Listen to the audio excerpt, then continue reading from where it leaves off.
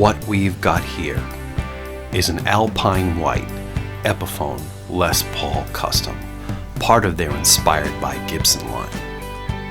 The body is made of mahogany. The neck is a 60s slim taper neck. It's also mahogany with an ebony fretboard. You've also got a Graphtec new bone nut, Grover Rotomatic 18-to-1 tuners, CTS pots, jumbo frets, 22 of them, gold-plated hardware, and this guitar comes equipped with Epiphone Pro-Bucker pickups. This thing's pretty sweet. Yeah, well, you know, that's just like your opinion, man. Let's talk guitars.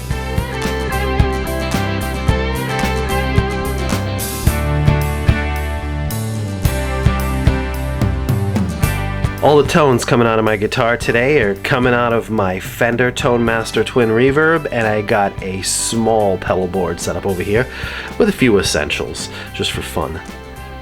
Hello and welcome to this episode of the Effects Loop. Today we are talking about my Epiphone Les Paul Custom. This is an Alpine White inspired by Gibson Les Paul Custom. It's a 2020 actually. I'll give you a little bit of history behind my Les Paul journey, basically.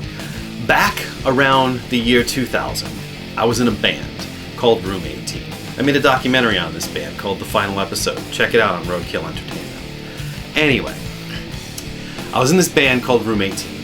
And we started playing a lot of shows, and I wanted a nicer guitar. At the time, I didn't actually have a very good guitar. I took my guitar apart to fix it. It was a Washburn, and yeah, let's just say I made a mess out of it, because at the time I didn't know anything about what I was doing.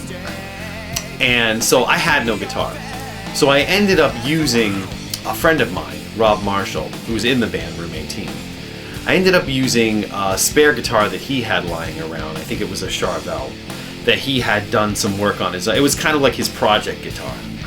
And I played that. It wasn't a bad guitar. It had some interesting fret issues. Like, I think he probably tried to smooth out the fret ends on it, and he made them a little bit too...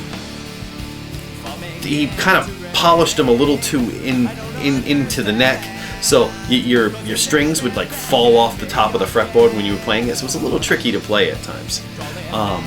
So I decided I wanted my Les Paul, and I was going to get my Les Paul. Obviously I couldn't get a Gibson, so Epiphone was the way that it was going to go. I found a store. I think I ended up buying it at a place called Rick's Music World in Rhode Island.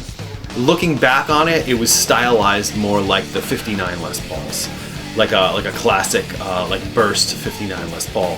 That was the look of it, basically. I couldn't tell you what kind of pickups it had. I played it, it sounded good. At that time, I had no idea how to set up guitar. I knew nothing about like setting up and doing that kind of stuff. I literally put strings on it, tuned it, and played that guitar for years. That guitar is pretty much what is on all my early recordings.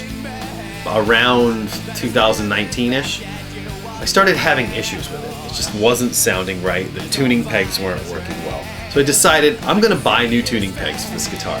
I bought new tuning pegs for the guitar. They fit, no problem. I had to kind of remount the neck a little bit, which was terrifying to me. It's just the guitar just didn't play the way that it used to play, didn't sound as good as it used to sound. So what I ended up doing is I decided I'm going to sell this guitar and I'm just going to get another guitar. I decided, well, if I'm going to buy a Les Paul, I'm going to get what I want. And I wanted one that looked kind of Randy Rhoads-esque, you know, that looked like Randy Rhoads' guitar.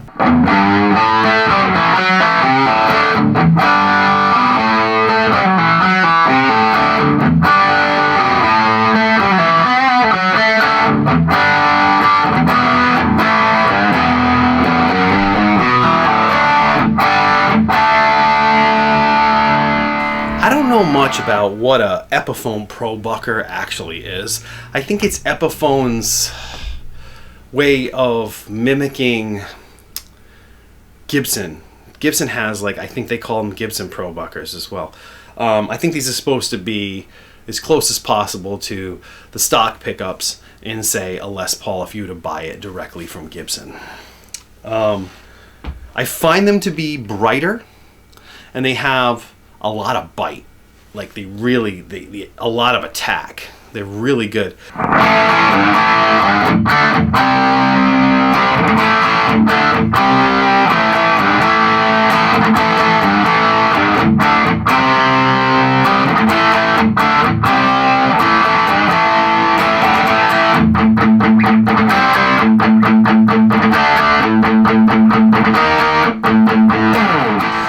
I found that most, an SG, a Les Paul, and a 335 do a lot of the same stuff. They cross over. I had an SG for a while.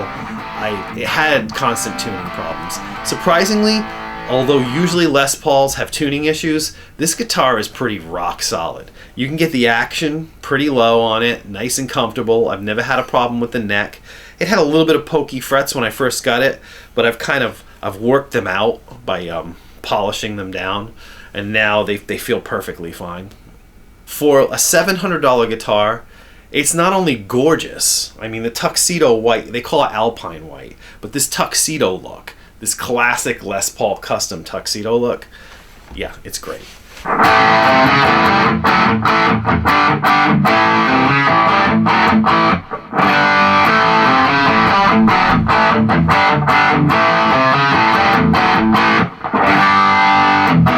What's interesting about the Customs is the Customs have a slightly different sound than your typical like 59 Les Pauls. They tend to be, from my experience with this one, I found this guitar to be a lot brighter than my previous Epiphone Les Paul. I mean, it has it comes with these Grover tuners, these gold tuners, and these things are rock solid. Like, this thing tunes great. They feel nice and smooth. They don't feel weird, you know? They feel solid, and they feel like they're well-made tuners. It's got 22 frets. These things right here, they call it a Lock-O-Matic. It's pretty cool. Epiphone does this on most of their guitars now. It has a little clip on the inside, so they snap into place. So this way, if you're changing your strings and you take the strings off or something, anybody who's familiar with Les Paul will know these things usually just fall off because they don't snap into place. So yeah. The only issue that I did have, which I think is an issue with Les Pauls in general, is probably due to the scale length. The G string, I literally, when I had to intonate the guitar, it would be pulled all the way back. So what I ended up doing was flipping the saddle, so that way I could get a little bit more room to kind of move this this saddle right here, so that I could actually kind of push it back just a little bit with the screw, a little bit further. And now, I mean, it intonates perfectly. I've got more than enough room to intonate it. It didn't cause any like tuning problems or playing problems or anything like that.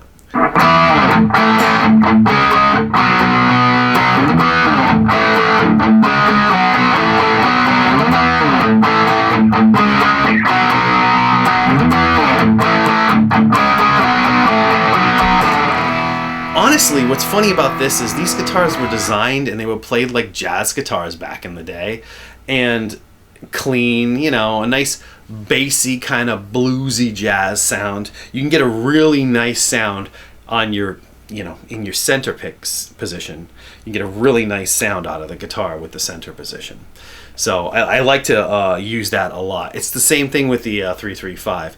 The 335 is a little bit boomier in the center position. This is almost has a little bit more sizzle in the top end, and it sounds nice. It gives it I don't know how to describe it, but it's a nice chimey kind of tone. It sounds really nice through like a Fender or something like that, like maybe like a you know, a black panel Fender.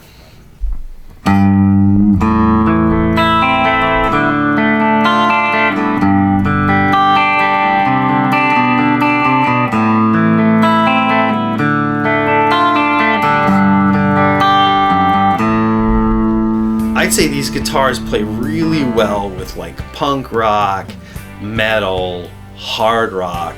You can do a lot of good stuff with it, which is hilarious to me because the guitars were never designed to play that kind of music, but they've been like adapted to that kind of music. I mean, Slash is solely responsible for bringing back the Les Paul. I'm a huge Guns N' Roses fan, but bringing the Les Paul back in like the mid 80s, because the Les Paul was kind of considered like an old man guitar. Like these were like these things were antiquated. People were playing super strats in the early 80s, you know. humbucker and 2 single coils, like Eddie Van Halen style guitars. They were like a lot of guitars like that, like Washburn, Charvel, like those type of guitars, Kramer, those type of guitars in the 80s. So people weren't interested in these big, heavy, like blocks of wood. But, you know, they came back around the time of Guns N' Roses because people like Slash were playing them. And then people started looking back to like the classic artists, like one of my favorite guitarists of all time, Jimmy Page from Led Zeppelin, played a Les Paul. And that was part of the reason why I wanted a Les Paul.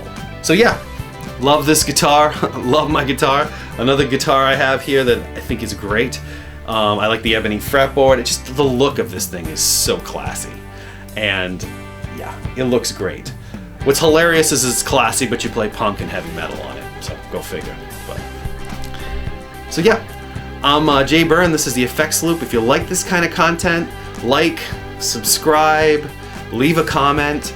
You know, all that stuff helps me out. And yeah, I hope you enjoyed this episode. See you next time.